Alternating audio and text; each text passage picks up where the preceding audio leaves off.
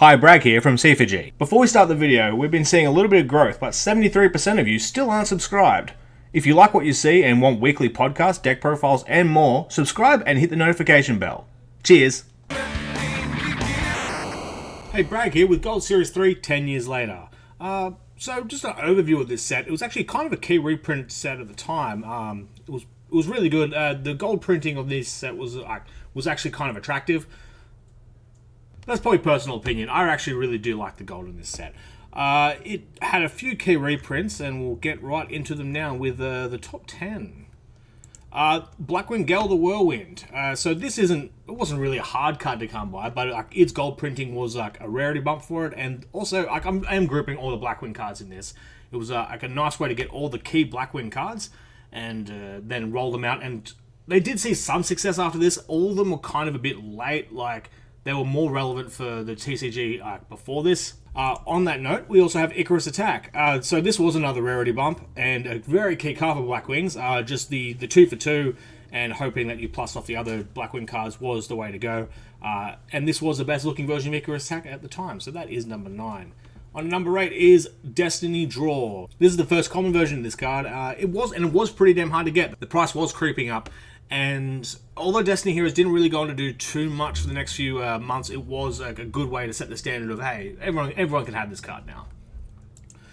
Much in the same boat was Goblin Zombie. It was a bit difficult to get this card. Giving Goblin Zombie at this time a reprint was probably the best option, because it laid the groundwork for Plague Spreader Zombie. This card was way expensive at this reprint time, and it definitely brought the price of it down. It came up in Plant Synchro a little bit later, and Zombies didn't really go on to do too much, but it was definitely the right point to just stop, young me spending money on a card that he probably didn't need at the time. And Mizuki. I had the premium pack version of this. It was another card that was hard to get. Premium pack was all sold out, and it had been 2 years. So the gold version of it was a nice second place. You prefer the secret version, but the gold rare Mizuki did look alright, and they were the versions I ran mismatched.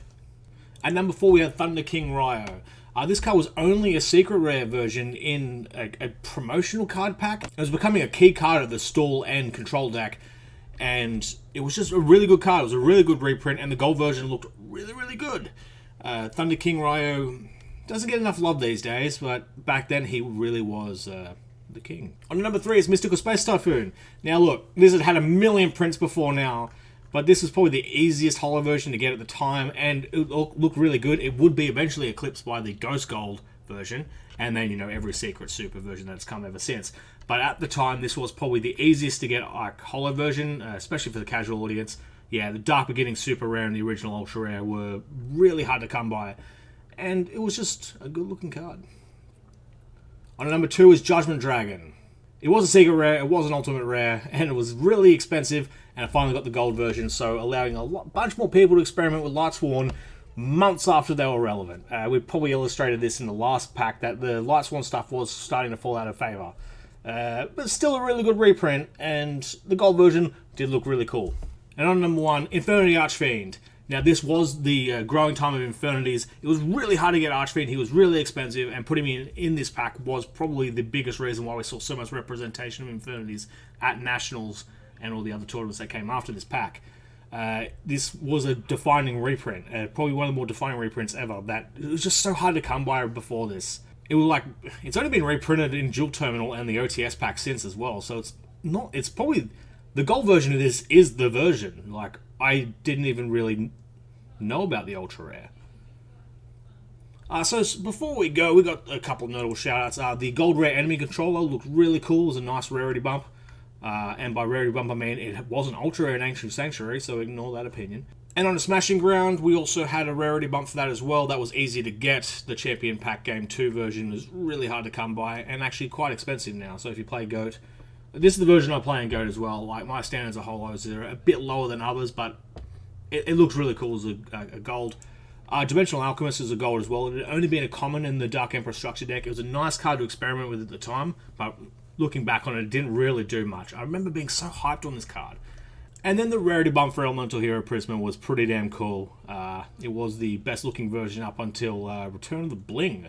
I wouldn't even say that. Return of the Bling's gold looked really bad. Fusion Enforcers is super. So the gold rare Prisma is probably the best looking Prisma. Wow, what have they been doing to Prisma all these years? Otherwise, what was your favourite card from Gold Series 3? Let me know in the comments below. And also, looking ahead to next month, I'm going to either do a 20-year look back on a Pharaoh Servant for the OCG, or 10 years ago for Hidden Arsenal 2. I'm leaning more towards Pharaoh Servant, but let me know what one you prefer to see, and I'll probably go off that. If not, I think I am leaning towards Pharaoh Servant, because Hidden Arsenal 2 was a bit poo. Also, some housekeeping notes as well. If you're looking for the podcast, it will be up on Sunday afternoon, just to sync it up with Nolan TCG's Quarantine Cup Finals, which you can find in the link below as well. Thank you very much for watching. Ciao.